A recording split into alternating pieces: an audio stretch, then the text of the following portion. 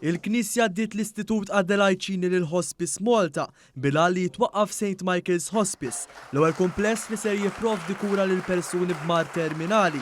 Din ser toffri nifs qawwi mill-mediċina aggressiva sabiex dawn in-nies ikunu jistgħu jgħixu l-aħħar mumenti ta' ħajjithom fil-mistrieħ, spjegat iċ-chairperson ta' Hospice Malta Marija Gatt. Tip ta' pazjenti li aħna jattendu għandna mhumiex qed jiġu għall-kura imma għall palliative care.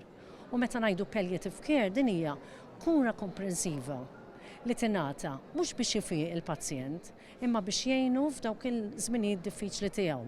Meta it's another phase of the illness. Ġifieri it helps illi tmur mal-pazjent tul il-korsa kollha tal-marda tiegħu. Is-servizz li mistenni jkun bla ħlas ser jospita madwar 600 pazjent fis-sena.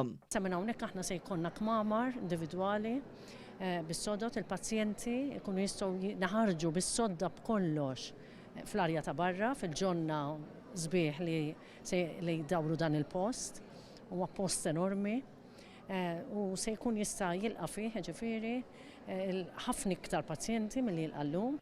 Il-binja eżistenti flimkien ma' diversi ġonna jkopru medda ta' 11,000 metru kwadru u tiswa 8 miljun euro.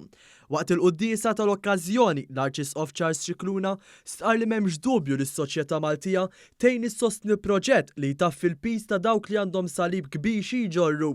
Preżenti għaċ-ċerimonja kien hemm il-President ta' Malta George Vella li saħaq fuq l-importanza tas-serenità u l-paċi f'dawn il-mumenti kruċjali ta' ħajjithom.